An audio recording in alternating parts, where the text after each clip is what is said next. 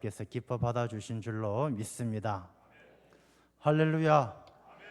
우리 모든 성도님들의 삶 가운데 하나님의 은혜가 늘 함께 하시고 하나님의 크신 능력이 함께하여 주실 줄로 믿습니다.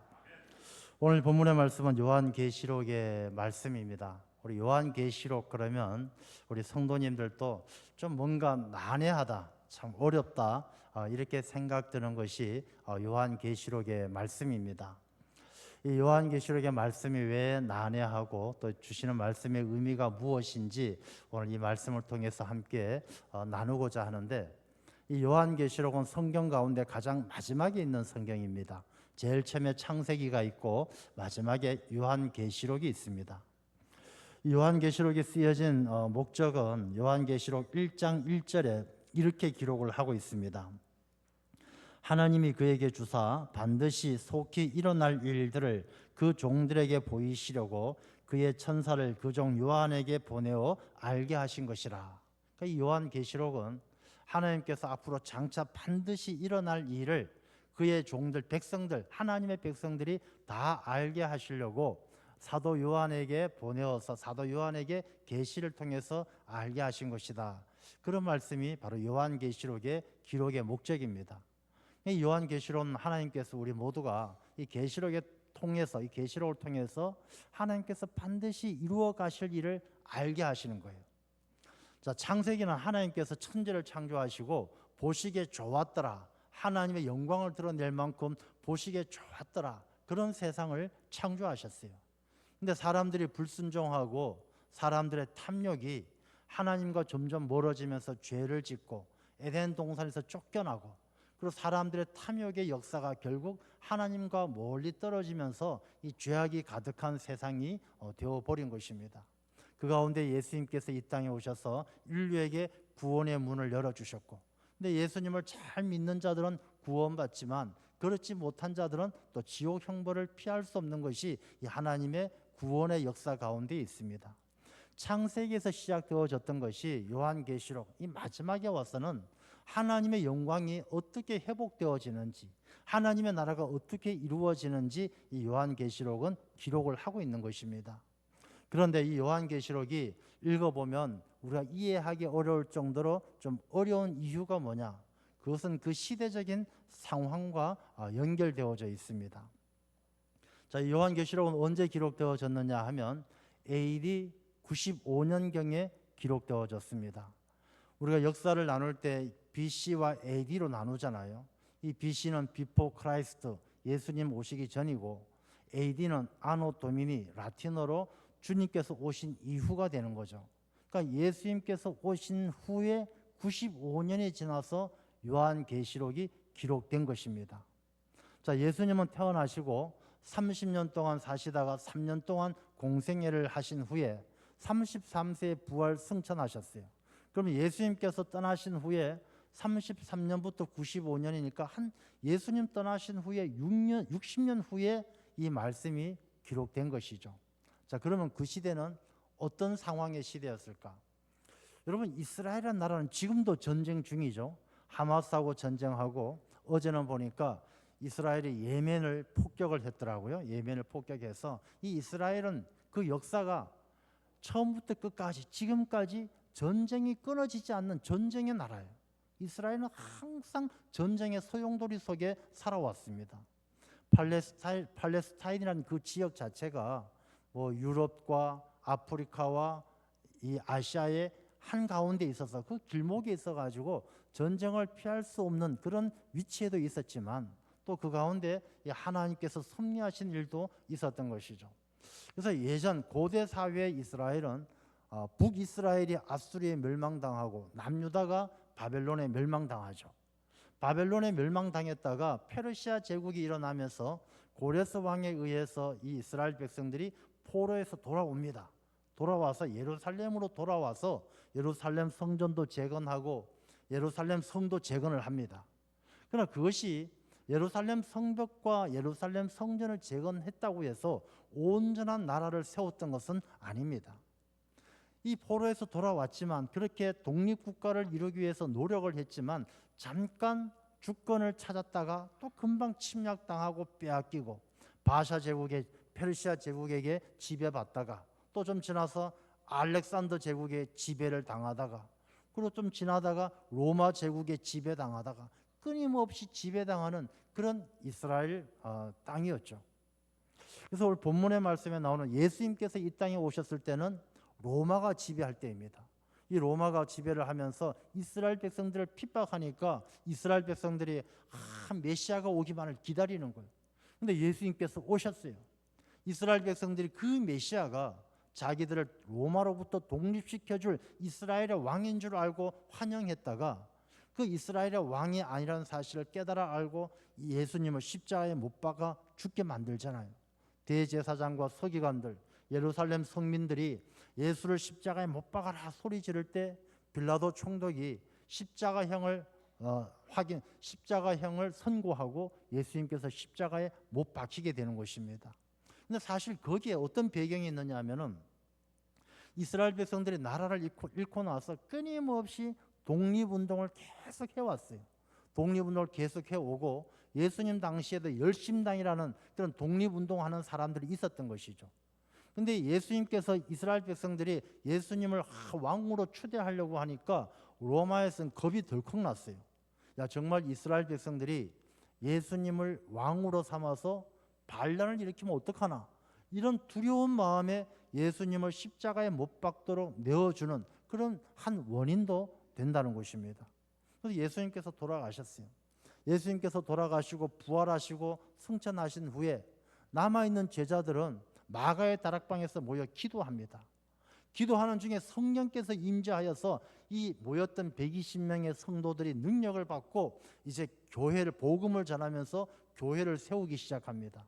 그래서 예루살렘 교회는 야고보, 예수님의 동생 야고보, 베드로, 요한, 이 세 명의 기둥이 있었다고 이야기합니다.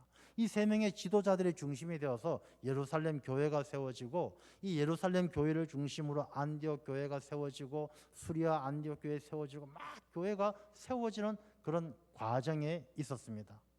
자, 이때 로마는 이스라엘 땅 이 사람들이 독립운동을 자꾸 하려고 하니까 아주 못된 총독을, 플로투스라는 총독을 보냅니다. 이 총독이 얼마나 이스라엘 백성을 핍박했느냐 하면은 성전에 들어가서 헌금함까지 뺏어가요. 헌금함을 뺏어가서 총독이 쓰는 거예요. 유대인들에게 있어서 성전은 정신적 지주요 마지막 보루입니다. 그 성전의 헌금함을 훔쳐간다는 것은 견딜 수 없는 수치요 모욕입니다. 이스라엘 백성들이 아주 거세게 저항을 합니다. 로마에서는 그 반란이 일어나기 직전인 것을 보고 그 유대인들 예루살렘을 진압하라고 명령을 내립니다. 그러면 티투스 장군이 6만 명의 로마 군단을 이끌고 예루살렘을 둘러쌉니다. 사람들이 포위를 당해서 바깥을 나가지 못하니까 먹을 것이 없고 너무너무 고통스러운 가운데 치열하게 싸우다가 결국엔 예루살렘 성이 무너지고 예루살렘 성전이 불탑니다. 여러분들 가보신 분은 아시겠지만 예루살렘이 그렇게 크진 않아요. 근데 그 전쟁 가운데 죽은 사람이 2000년 전에 죽었던 사람의 숫자가 110만 명이에요. 얼마나 치열한 전쟁 가운데 예루살렘이 무너졌다라는 것을 알 수가 있죠. 그게 AD 70년입니다. 예루살렘 성이 무너지니까 예루살렘 교회에 있었던 많은 성도들이 사방으로 흩어지는 거예요. 핍박당하니까 스데반 집사의 죽음을 계기로 해서 많은 사람들이 다 사방으로 흩어졌어요. 그때 사람들이 흩어지면서 각 처에 가서 교회를 세우고, 그때 활동했던 12사도 베드로, 안드레, 야고보 이런 12명의 제자, 또 사도 바울, 이렇게 해서 전국 사방으로 막 교회가 세워지던 바로 그런 시절입니다. 그런데 로마가 세상을 다스리고 교회가 막 세워질 때 이 로마가 교회를 야 좋다 좋다 이렇게 해준 것이 아니라 교회가 눈에 가시 같았어요. 왜냐하면 로마의 황제는 내가 신이다. 로마의 황제는 자기가 신이라고 주장을 합니다. 그런데 교회 나가는 성도들은 웃기고 있네. 신은 하나님밖에 없지 황제가 무슨 신이냐. 불쌍한 인간. 저게 말이 황제지 저 바보 같은 인간. 황제를 우습게 하는 거예요. 그러니까 로마의 황제는 기독교가 눈에 가시 같은 겁니다. 그래서 로마의 뭐 네로 황제라든지 이런 폭군들이 뭐 핑계거리만 세면 기독교인들을 막 죽이고 핍박하는 거예요. 그래서 기독교인들이 카타콤 지하 무덤에 들어가고 아주 어려움을 당하던 그런 때예요. 그때 가장 극심하게 기독교인을 핍박했던 사람이 도미티안 황제입니다. 이 사람이 이제 계시록에 쓰여졌던 바로 이 시대를 다스렸던 왕이에요. 이 도미티안 황제는 자기가 황제가 신이라고 가장 아주 적극적으로 주장했던 인물이 도미티안 황제예요. 그러니까 이 당시에는 기독교인들이 얼마나 더 큰 핍박을 받았겠습니까? 자, 이럴 한때에 도미티안 황제는 뭔 고민을 했느냐 하면은, 야, 이 기독교 교회가 사방에 막 그렇게 핍박을 해도 교회가 생기는데, 혹시 이 사람들이 독립운동하는 열심당하고 힘을 합쳐가지고 반란이라도 일으키면, 로마 제국에게 반란이라도 일으키면 어떻게 할까 고민이 생기는 거예요. 그럴 때 이 교회를 이끌어가는 지도자가 누구냐 하면, 예루살렘 교회 기둥이 야고보, 베드로, 사도 요한 3명이었는데, 이때 야고보도 순교당하고 베드로도 순교당하고 이 사도 요한만 남아있을 때예요. 사도 요한이 이 당시에 교회 최고 어른이에요. 사도 요한 예수님의 제자였죠. 유일하게 살아남아있는 예수님의 제자니까 이 교회의 영향력이 얼마나 크겠습니까? 그래서 도미티안 황제가 사도 요한을 죽이려고 합니다. 펄펄 끓고 있는 기름 가마에다가 사도 요한을 던졌다고 합니다. 근데 몸이 멀쩡하게 다시 나왔대요. 물론 이건 전해지는 전승의 이야기지만 어쨌든 이 사도 요한을 죽이려고 했는데 죽일 수가 없어서 교회와 격리시키기 위해서 사도 요한을 밤모섬에 유배를 보냅니다. 이 밤모섬은 그리스하고 터키의 중간에 있는 그런 섬이에요. 이게 터키 쪽에서 훨씬 더 가까워요. 거리는 한 30km. 근데 그리스에서는 한 200km가 넘어요. 근데 그리스에서 멀지만 땅은 그리스 땅이에요. 이 밤모섬에 유배를 보냅니다. 밤모섬은 물이 안 나요. 이 밤모섬에 유배를 된 사도 요한은 18개월 동안 거기에서 채석장에서 돌을 캡니다. 돌을 캐다가 밤이 되면은 자기가 기도하는 기도처 동굴이 있어요. 동굴에 가서 밤새 기도하고 그렇게 18개월을 보내는 가운데 그때 기도 중에 주님께서 나타나셔서 환상을 보여주셔서 그 환상을 기록한 것이 바로 요한계시록입니다. 그런 이 계시록을 사람들이 다 알아볼 수 있게 적으면 이 책이 사람들에게 전달이 되겠습니까? 아마 로마 제국이 다 뺏어가지고 불태워버렸을 거예요. 그래서 이 요한계시록은 로마의 핍박을 피하기 위해서 좀 쉽게 이해하기 어려운 난해한 글들이 나오게 되어진다라는 것입니다. 그래서 그런 배경을 우리가 한번 생각해 보면서 오늘 이 요한계시록 2장과 3장의 말씀을 함께 나누고자 하는 것인데, 이 요한계시록 2장과 3장은 그 어려운 상황 속에서 교회에게 주시는 말씀이에요. 교회에게 예수님께서 나타나셔서 사도 요한에게 야, 너 교회에게 가서 꼭 이런 말 좀 전해라, 이렇게 말해라 라고 했던 내용이 바로 오늘 본문부터 나오는 2장과 3장의 말씀이에요. 이 교회라는 것은 소아시아에 있는 이 교회라는 것은 소아시아에 있었던 7교회만 얘기하는 것이 아니라 시간을 넘어서서 오늘날 모든 세계 교회에게 다 주시는 말씀이에요. 자, 조금 전에 얘기했던 것처럼 이런 역사적 그 시대의 역사적 배경을 생각해 보면 2000년 전에만 그랬던 것이 아니라 지금도 여전히 똑같아요.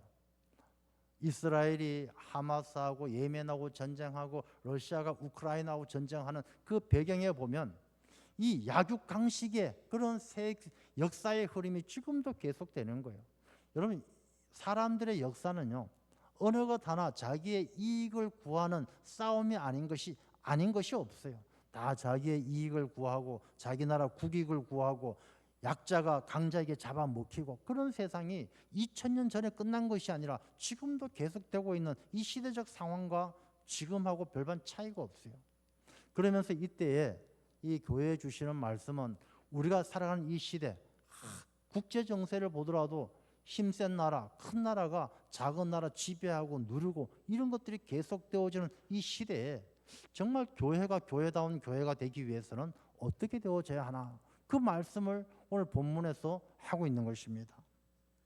자, 먼저 이 에베소 교회에게 편지하라 하면서 나오는데, 이 에베소 교회부터 나오는 에베소, 서머나, 버가모, 두아디라, 그다음에 이런 여러 가지 교회가 7교회의 이름이 나오는데, 이 7개의 교회는 어디 있었느냐 하면 소아시아 교회예요.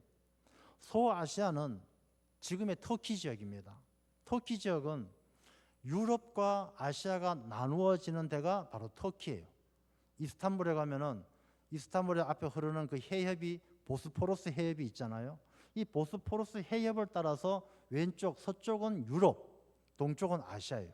그러니까 이 터키 지역이 유럽과 아시아로 쪼개져 있어요. 근데 이 쪼개져 있는데 유럽에서 보면 터키가 아시아의 첫 나라예요. 그래서 이 아시아를 대표하는 나라 터키를 이 소아시아 지역으로 생각하고 이 터키를 소아시아라고 하는 것이죠. 그 소아시아 지역에 있는 7 교회에게 예수님께서 하시는 말씀이에요. 자, 그러면 소아시아라는 지역을 우리가 잘 이해를 해야 되고 왜 이런 교회에게 주시는 말씀인지, 그리고 7 교회는 어떤 교회인지를 알아야 돼요. 근데 7 교회를 먼저 말씀을 드리면 이 7 교회는 이름이 거명된 7 교회를 이야기하는 것이 아니라 여러 가지 상황과 형편에 처해 있는 모든 교회를 이야기하는 거예요. 에베소 같은 교회가 있고 두아디라 같은 교회가 있고 버가모 같은 교회가 있고 소아시아에는 7 교회만 있는 것이 아니라 이미 수백 개의 교회가 있는데 7 개의 교회를 딱 찍어서 이야기하는 것은 그런 다양한 교회를 대표하는 것이죠. 그리고 소아시아 지역은 교회가 속해 있는 그 상황을 이야기하는 것입니다. 자, 소아시아 지역에 대해서 한번 생각을 해보면 이 터키 지역은 옛날에 문명의 중심지였습니다. 유럽과 아시아 문명이 만나는 곳이 바로 터키 소아시아입니다. 소아시아에는 예로부터 굉장히 철학과 사상가들이 많이 났어요.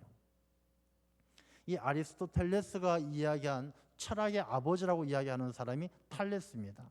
탈레스는 그런 이야기했어요. 만물의 근원은 물이다 라고 이야기하는 자연주의 철학가예요. 그 탈레스는 만물의 근원은 물이다라고 하면서 굉장히 철학의 새로운 흐름을 가지고 왔기 때문에 나중에 아리스토텔레스가 탈레스를 철학의 아버지다라고 평가했던 인물이 바로 탈레스예요.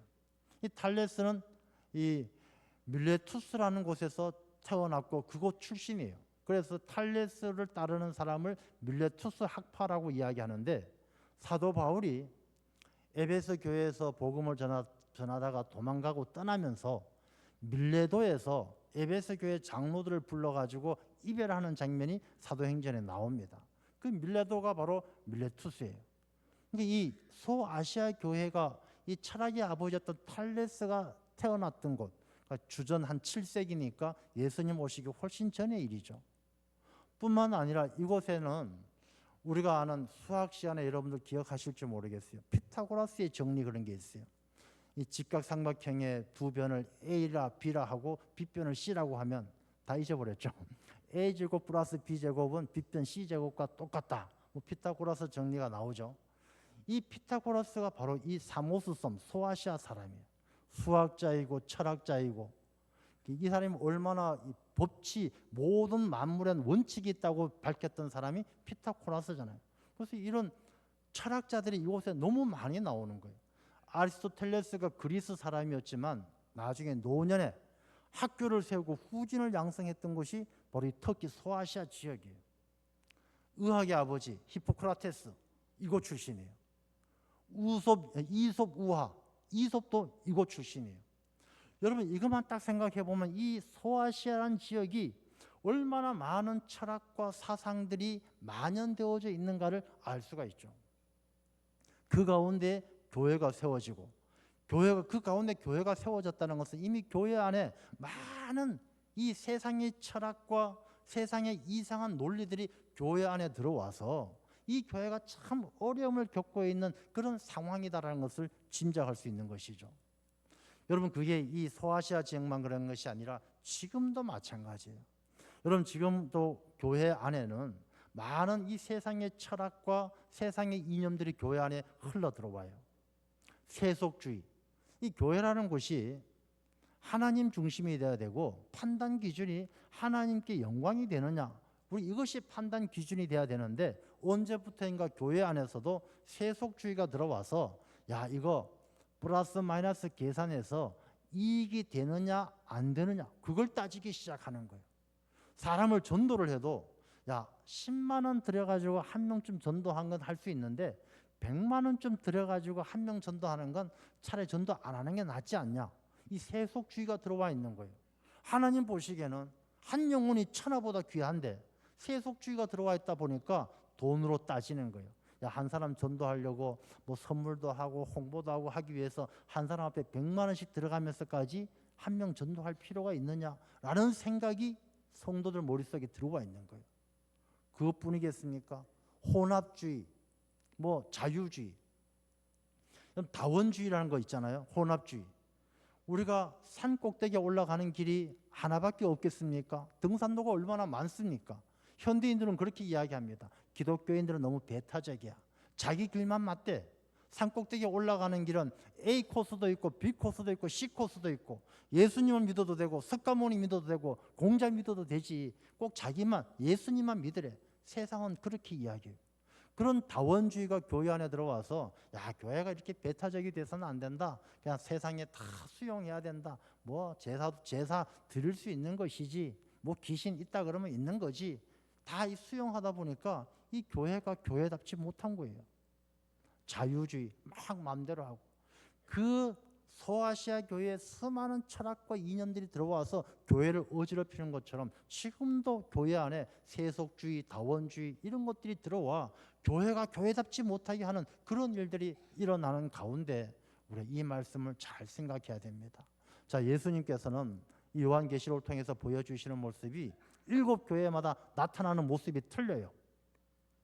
에베소 교회에 나타나는 모습을 보면 7별 7금촛대 사이를 다니시는 이가 이르시되, 그러니까 7별과 7금촛대 사이를 다니시는 분이 에베소 교회에게 말씀을 하셔요. 그런데 서마나 교회를 보면 처음이요 나중이요 죽었다 살아나신 이가 이르시되, 거기는 죽었다 살아나신 부활하신 주님이 나타나셨어요. 그 다음에 버가모 교회는 좌우에 날선 검을 가진 이가 이르시되, 말씀의 권능이 있는 분이 나타나셔서 버가모 교회에다 이야기를 하시는 거예요. 그리고 빌라델비아 교회는 거룩하고 진실하사 다윗의 열쇠를 가지신 이가 나타나서 이르시되, 거기에는 천국의 열쇠를 가지신 주님이 나타나신 거예요.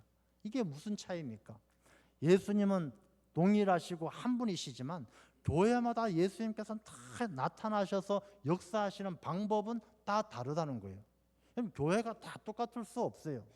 교회가 다 똑같이 하나님께서 교회를 세우셨는데, 하나님께서 이왕 세우신 교회, 어떤 교회든지 다 10,000명이 넘고 성도들이 10,000명이 넘고 뭐 어마어마하게 큰일 하고 다 교회를 크게 만드시면 얼마나 좋을까?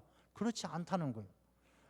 교회 안에서 교회의 머리가 되시는 예수님께서 어떤 교회는 처음이요 나중이요 죽었다 살아나신 이가 나타나신 것처럼 부활의 능력을 믿고 부활의 권능으로 활동하는 하나님을 잘 섬기는 교회가 있고, 또 어떤 교회는 아멘이요 충성되고 참된 증인이시요 복음을 전하는 증인과 같이 쓰임받는 교회가 있다는 것입니다.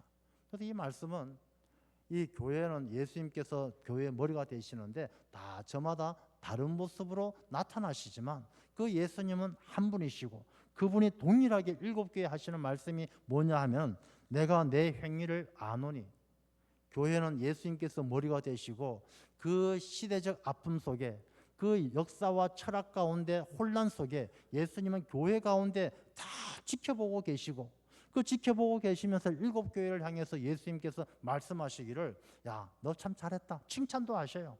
너 수고와 인내를 내가 안다, 칭찬도 하셔요. 또 어떤 교회는 야, 너 두려워하지 말라, 격려도 하셔요. 또 어떤 교회는 요구도 하셔요. 야, 너 충성을 다해라, 너 처음 행위를 회복해라, 요구도 하셔요. 그리고 책망도 하셔요. 너 처음 사랑 잃어버렸다, 책망도 하셔요. 그리고 약속도 하셔요. 야, 너 이기는 자에겐 생명의 면류관을 주겠다, 생명책에 이름이 기록되겠다, 약속도 하셔요. 무슨 말씀입니까? 예수님은요, 우리 모든 교회를 지켜보시면서 때론 칭찬도 하시고 격려도 하시고 요구도 하시고 책망도 하시고 늘 교회 가운데 주님께서 함께 하시는 줄로 믿습니다. 이 말씀은요, 아무리 역사적인 어려움이 있고, 우리 한국 사회가 지금 그렇지 않습니까? 우리가 먹고 사는데 걱정이 없으니까 태평세월 같습니까? 우리가 위태위태하잖아요. 세계 유일의 분단 국가가 대한민국이고, 국제 정세 속에서 여기서 치이고 저기서 치이는 것이 대한민국 아니겠습니까? 우리 사회가 이 소아시아처럼 얼마나 많은 철학과 사상들이 세속주의, 쾌락주의, 오늘 제가 최현일 의원님하고도 잠깐 그런 이야기 나누었지만 이 포괄적 차별금지법, 동성애 문제 이런 것들이 교회 안에 들어오면서 얼마나 혼란스럽습니까? 그러나 주님께서 우리와 함께 하시고 주님께서 지켜주시는 교회인 줄로 믿습니다. 이 중에 오늘 이 말씀 가운데 특별히 우리가 주목할 것은 예수님께서 이 교회의 사랑도 알고 헌신도 다 아는데 책망할 것이 하나 있대요. 여러분, 이 에베소 교회가 어떤 교회냐면 이 소아시아 지역에서 소아시아 지역, 터키, 옛날 고대 사회 터키 지역의 수도는 버가모예요. 그러나 실질적인 수도 역할을 했던 곳이 에베소예요. 지금은 이즈밀이라고 이야기하는데 이 에베소는 아주 어마어마하게 큰 도시예요. 지금도 가보면은 두란노 서원, 사도 바울이 강론했던 두란노 서원이 남아 있어요. 3층짜리 건물이, 그 당시에 3층짜리 건물이 지금도 남아 있다니까요. 그래서 에베소에서 사도 바울이 복음을 전하고 강론을 전하면서 교회를 세웠고, 자기가 떠나면서 자기를 잘 섬겼던 브리스길라와 아굴라에게 교회를 맡겼어요. 너희 교회를 잘 섬겨라. 그리고 후계자로 디모데를 세웠던 것이 에베소예요. 그리고 이 에베소 디모데 이후에 오늘 본문을 이 요한계시록을 기록한 사도 요한이 밤모섬에서 유배지에서 풀려나서 섬겼던 교회가 에베소 교회예요. 이곳에 가면요, 예수님의 어머니 마리아의 집이 있어요. 예수님께서 죽으시면서 사도 요한에게 내 어머니를 부탁한다. 사도 요한은 마리아를 모시고 에베소에서 와서 살았다는 것입니다. 누가복음을 기록한 누가의 무덤이 있는 곳이 에베소예요. 사도 요한의 무덤이 있는 곳이 에베소예요. 그러니까 에베소가 얼마나 큰 도시고 그 교회가 얼마나 귀한 교회입니까? 근데 예수님께서는 에베소 교회에게 책망하는 거예요. 너가 처음 사랑을 버렸다. 여러분, 우리가 사랑을 버렸다고 하는데 사랑이 뭘까요?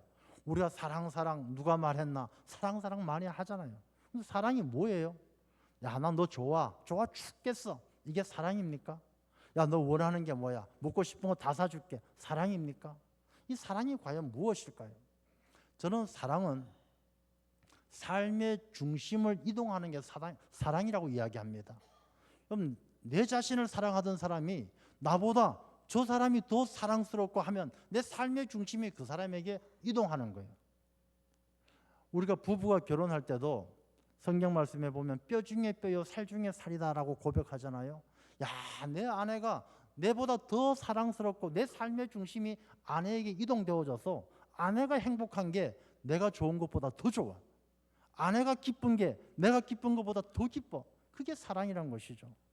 이 본문의 말씀에 처음 사랑이란 것은 예수님을 만났을 때 여러분들 그 처음 사랑, 삶의 중심이 나였던 사람이 이 삶의 중심이 예수님께로 옮겨가는 거예요. 야, 예수님 위해서라면 난 목숨도 아깝지 않다. 예수님 위해서라면 난 죽어도 좋다. 그게 사랑이에요. 무게의 중심이 옮겨가는 것, 삶의 중심이 옮겨가는 것, 삶의 목적이 달라지는 것, 그게 바로 사랑이란 것이죠.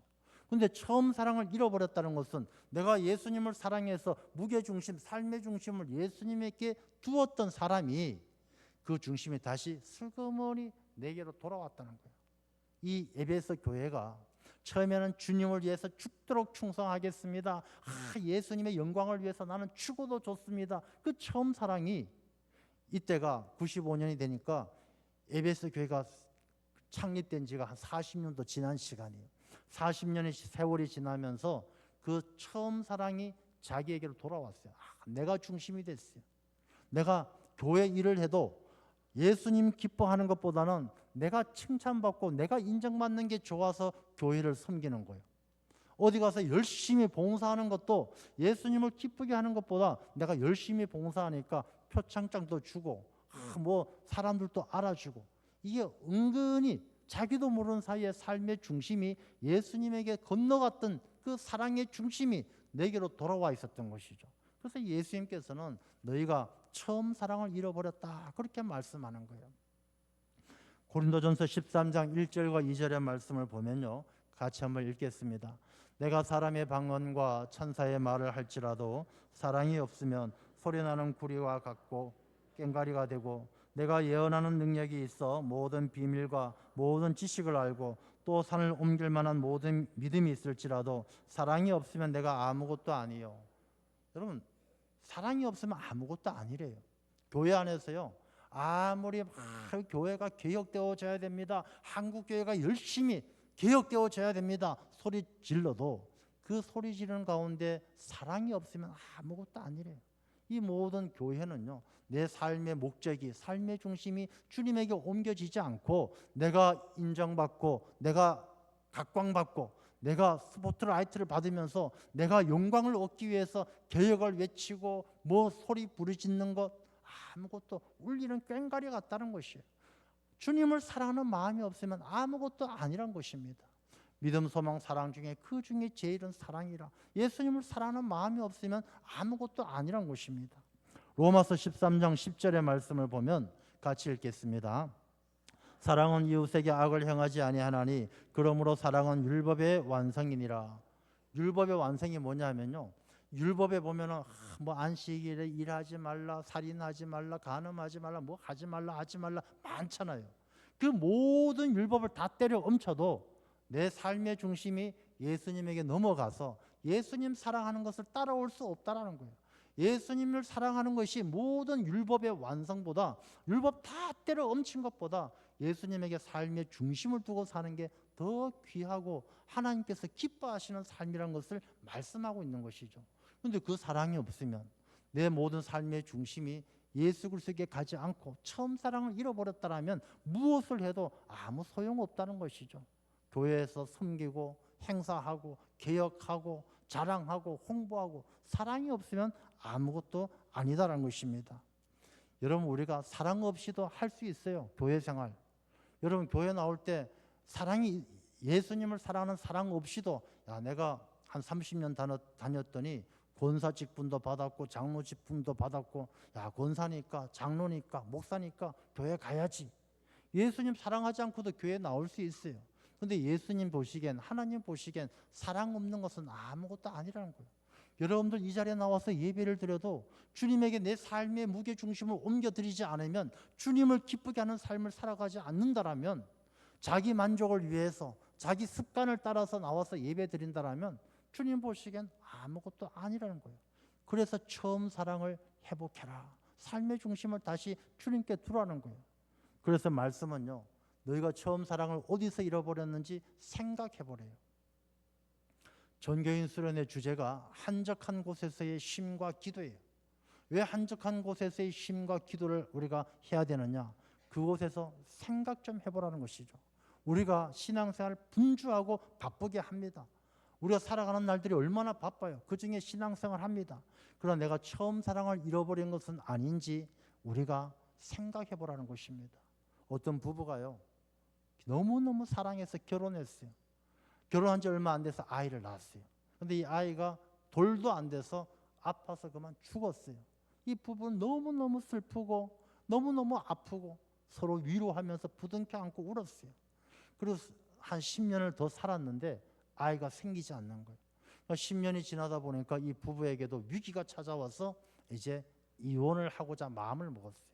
이 사람들 부부가 서로 헤어지기 위해서 집에 있는 살림살이를 정리하는데 침대 밑에서 한 장의 사진이 나왔어요. 10년 전에 태어나서 몇 달 되지 않아 죽었던 그 아이를 안고 너무너무 기뻐했던, 행복했던 그 사진 한 장이 침대 밑에서 나온 거예요. 부부가 그 침대 밑에 나온 사진을 동시에 발견하고 둘이가 한참을 쳐다봤어요. 10년 전의 기억이 떠오릅니다. 죽도록 사랑했던, 그 연애할 때 막 보고 싶어서 돌아서면 보고 싶고 돌아서면 보고 싶었던 그 마음들이 생각이 나요. 결혼할 때 너무너무 행복했던 게 생각이 나요. 아이가 태어났을 때 세상을 다 얻은 것처럼 너무너무 기뻐 펄쩍펄쩍 뛰던 게 생각이 나요. 아이가 죽었을 때에 둘이가 부둥켜 안고 울면서 서로를 위로했던 그 시간들이 기억이 나는 거예요. 두 사람은 누구라고 말할 것 없이 서로 마주보면서 눈이 부딪히는 순간 둘이 끌어안고 펑펑 우는 거예요. 그 10년 전에 아이가 죽었을 때 그 한 장의 사진을 보면서 옛날을 생각해 보니, 그 사랑을 생각해 보니 그 마음속에 얼어붙었던 차가운 마음들이 녹기 시작하고 엉엉 울면서 그들이 사랑을 회복해서 잘 먹고 잘 살았다는 이야기가 있어요.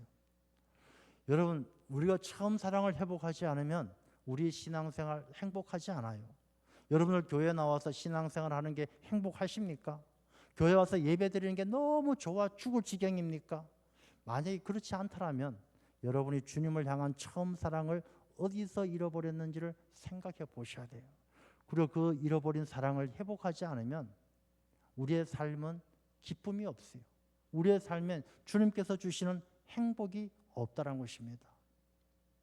저는 우리 모든 성도님들이 이번 전교인 수련회에 오셔서 다시 한번 깊이 주님을 생각하고 잃어버린 첫사랑을 회복해서 잃어버린 처음 사랑을 회복해서 내 삶의 중심을 주님에게 옮겨드리고 주님께서 기뻐하시는 삶, 주님께서 교회의 머리가 되시고 주님에게 순종하는 우리 모든 성도님들, 우리 귀한 당일교회 신앙 공동체가 될 줄로 믿습니다.